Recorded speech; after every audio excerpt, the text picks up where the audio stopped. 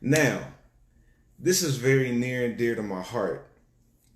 I don't address it a lot because right now, with the way race relations are playing out, I don't have time to address a lot of stuff that I see a lot of white people do. I don't have that kind of energy to give right now. Like, shout out to all of my white friends who are doing advocacy work, who are doing ally work. You know, I appreciate you for what you're doing. I recognize that you make a sacrifice to do those things, and I appreciate it. But when I see white people saying dumb stuff, I don't really respond to it. I just let my white friends take care of it because I know white people are more likely to listen to other white people. And I don't have the energy to give to ignorant white people. So I let my well-informed white people address the ignorant white people. But when it comes to the ignorant Negroes, I got time. So let's talk about it. Share this. Tag somebody. What I want you to do is, if you know somebody that continues to make a black person that continues to make the black on black crime argument, please share this with them because we need to talk about this. Like I said, I'm the host of Holy Smokes, Cigars and Spirituality. It's a podcast. Check it out. It's on Spotify, Apple. We drop an episode every week. If you want to watch the visual podcast, go check it out on patreon.com/TFCATL. So I said in the recording on Saturday that a lot of people are really good with quoting statistics. They're just smart enough to quote statistics, but not smart enough to analyze the statistics that they quote. So we're smart enough to quote it and remember it, but not smart enough to analyze it. And we just don't analyze anything that we're quoting. So right now, Black Lives Matter is getting a lot of attention. It's trending on Twitter. Everybody's talking about Black Lives Matter. And of course, a lot of white people deflect from Black Lives Matter and say, what about black on black crime? I don't care when white people say that. Because when I see a white person say that, it's like, you just don't want to know the truth. So I'm not even about to give you my energy. But when I see us do it, oh my God, that wears me out. And because I see it so frequently on social media, I'm not about to jump on different people's posts and tell them why their logic is so skewed. So I would rather just come on and address it on my page, and then you can share it with them if you want to. Again, share this. Tell somebody about it right now because I want to hear your feedback. So what about black on black crime is a complete fallacy. It's false. It doesn't make any sense. It has no logic. Here's the reality about crime. Crime generally is based on proximity, right? And economic factors. So a lot of times when you have crime between black people, it's because we're proximate to each other. The same way with white people. White on white crime is not a thing because we live in a white supremacist society where we don't make up some type of term like that. But in actuality, white people commit crime against white people at a rate of 84%. Black people commit crime against black people at a rate of 90%. If our country wasn't so segregated, those numbers would be different. But because generally black people live in black communities and white people live in white communities, those numbers are going to work out like that because it's about proximity. So that's one thing. But here's my struggle with everybody that is trying to degrade Black Lives Matter by saying, well, if Black Lives Matter, black people wouldn't be killing each other. Listen, y'all. I need y'all to listen real close. All right? When we talk about Black Lives Matter, it was an organization that was formed, like in its mission statement, Black Lives Matter was formed to combat systemic oppression. like coming from the establishment. So how the establishment brutalizes and carries out acts of violence towards black people. That was the whole notion of Black Lives Matter. They have a clear mission statement. So when there is violence in black communities, like black on black crime, I'm not even going to say that. When we have crimes of proximity, which generally is black people carrying out crimes against black people or white people carrying out crimes against white people, Black Lives Matter is not going to address that stuff directly because that's not their mission. Black people as a whole can address all of it. We can address crimes of proximity. We can address police brutality as a whole. But there are going to be different organizations that put their focus into one specific area because you can't do everything as a single organization. This is a business model. This is a business concept, right? Like saying Black Lives Matter is bad because they don't organize a protest when there is a crime of proximity in a black community is like getting upset with Popeyes because they don't sell tacos. Popeyes does not focus on tacos. They make chicken. You go to Taco Bell if you want tacos. Now, both organizations are working to address your hunger. They want to make sure you have something to eat. But one of them focuses on chicken. The other one focuses on tacos. But you don't see people bashing Popeyes because they don't make tacos. Black Lives Matter was created to address systemic oppression, police brutality being the main one, which we see every day. Thank God for cell phones and camera phones, because if we didn't have them, we wouldn't see a lot of this stuff that has been going on for generations. Police brutality is not some new phenomenon. Camera phones are a new phenomenon. So now that we have camera phones, we can see it a lot more clearly. We can see how frequently it happens. The cameras that police officers wear on their uniform, that's a new phenomenon. That's why we were able to see what happened with that black man in Valdosta who got body slammed and his ribs were broken because the cop had the camera on him. But if that cop didn't have a camera on him, I guarantee you they would have made up some report to say how that black man injured himself. Police brutality is not a new phenomenon.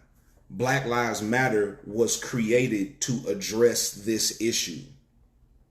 Now, if you're one of those people that is really passionate about crimes of proximity within black communities, I encourage you, put all of your energy into fighting against those issues. It is important.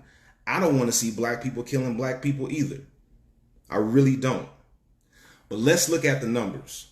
We talk about black on black crime, murder, every single time something happens in Chicago, somehow that represents black people all over the world. I don't understand how that happens.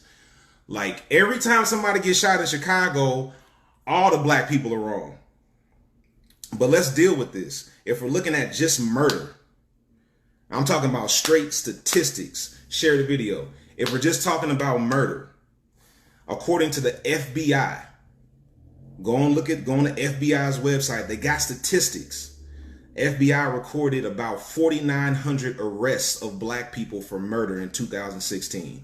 4,900. There are 42 million black people in the United States. There were 4,900 arrests for murder. 42 million black people. According to that statistic, that means 0.01% of black people commit murder. 0.01%. But somehow, when that 0.01% of black people commits murder, it's all black people's fault. Like, I ain't murdered nobody. Why am I getting blamed for crimes of proximity that we call black on black crime? Why is it that every person that talks about Black Lives Matter has to take responsibility for what 0.01% of black people are doing? And Y'all, that's not unique to black people.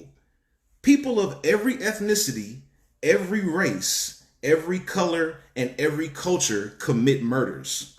But we only apply the statistic to black people, and we generally do it when it happens in Chicago. What? Why? Why? Why? Why? So, if you're passionate about crimes of proximity in black communities, you can advocate for that. But you make yourself look bad when you try to tear down another organization that has put its focus on another issue. Yes, we can have an issue with crimes of proximity and have an issue with police brutality at the same time. And certain organizations are going to be geared towards addressing those issues directly. Another example, I'm the owner of P Square Custom Clothiers. Don't get mad at me when I don't have suits available for $100. That's not what I do. I'm not focused on the bargain shopper. That's not my job. And actually it happens. I have people who come to me like, yo, I want a suit. Okay, this is the price. Oh man, you tripping. Well, I don't do K&G. Nothing against K&G. K&G has a beautiful model. The owners of K&G got way more money than me because they tapped into something that people need. That's just not my focus. My focus is custom attire, custom wardrobe, high-end luxury items. Don't get mad at me because my focus is not on 3 suits for $199. If you like 3 suits for $199, get them. I'm not going to be mad at you because that's what you do. Black Lives Matter is about addressing systemic oppression against black people. Don't get mad at Black Lives Matter when they don't schedule a protest when crimes of proximity happen in black communities. If you want to put your attention there, put your attention there. Build up what you're passionate about without tearing down the thing that you're not really concerned about. You can say, hey, let's schedule something, let's do something, let's address crimes of proximity in black communities. You don't have to say, well, if Black Lives Matter, you say, all right, I almost said something right there, but I'm gonna hold it back. Just stop doing that. Please, please advocate, share your posts. Tell everybody, let's come together. Let's do what we can to address crimes of proximity in the black community. But here's the kicker. Here's the kicker about how we can really address crimes of proximity in the black community. You know how we address that? Thank you, Iva. I appreciate that. Thank you for saying that.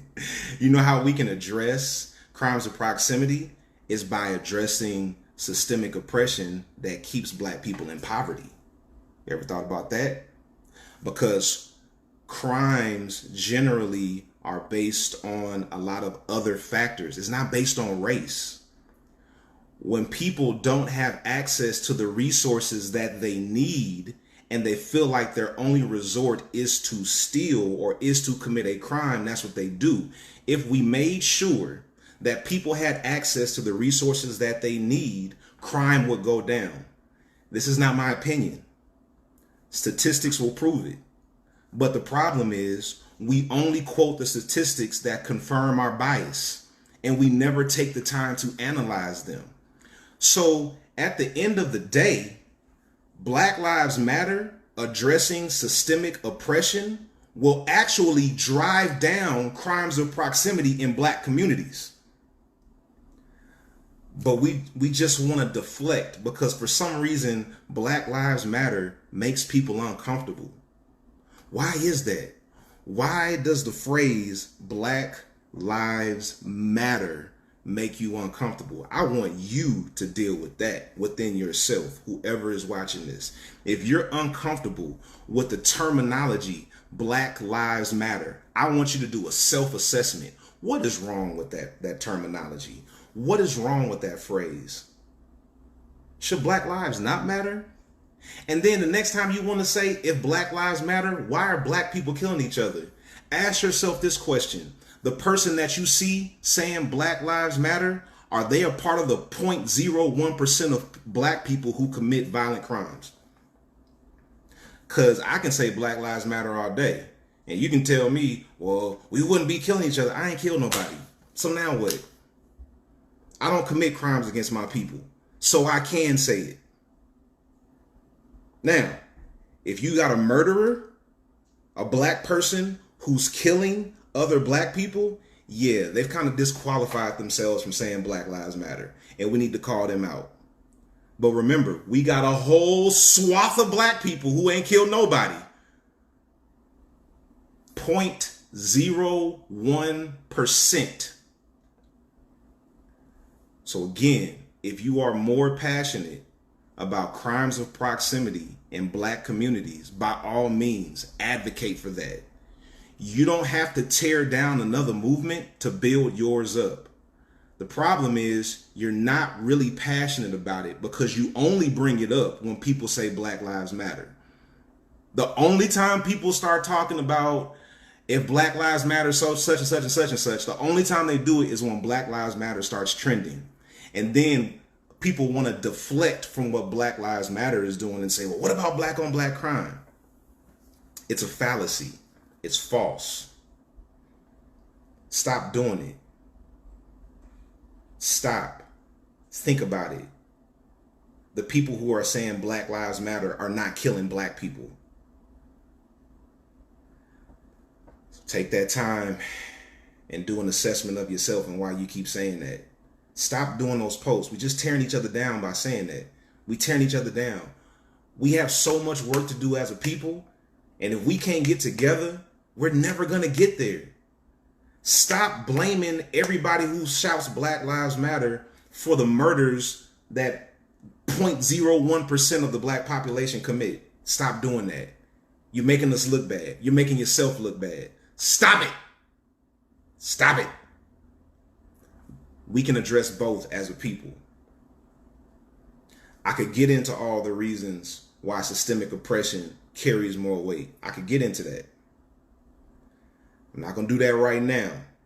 Maybe we'll save that for another day. I just want people to advocate for what you're passionate about without tearing down another movement that is also doing important work. Black Lives Matter does important work. Just because you're not passionate about it does not make it any less important. I know some people who swear by Popeyes. I don't go to Popeyes very often. It's not because I have something against Popeyes. I just don't go very often. Do you see me out here saying, you know, Popeyes needs to be shut down because I'm not crazy about it? I shouldn't say I'm not crazy about it. I just don't eat a lot of fried chicken. But when I do eat fried chicken, I go to Popeyes. So maybe I could switch that up and say something else. But you understand what I'm saying. Advocate what you're passionate about. Stop tearing down other stuff because you're not so passionate about that thing that other people are. Stop showing these graphics and these memes talking about if Black Lives Matter. Please, please, please. You're using colonizer language. You're using oppressor language to only keep us down further. Stop doing it. That's all I got, y'all. But that thing been eating me up.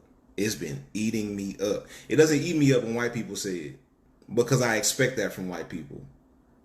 Like, I'm grateful when I see a white person who dismantles the notion of black on black crime. I'm grateful for that. But I expect to see white people say, what about black on black crime as a deflection? But when we do it, that hurts me to my soul. Because you only hurting yourself. Stop it.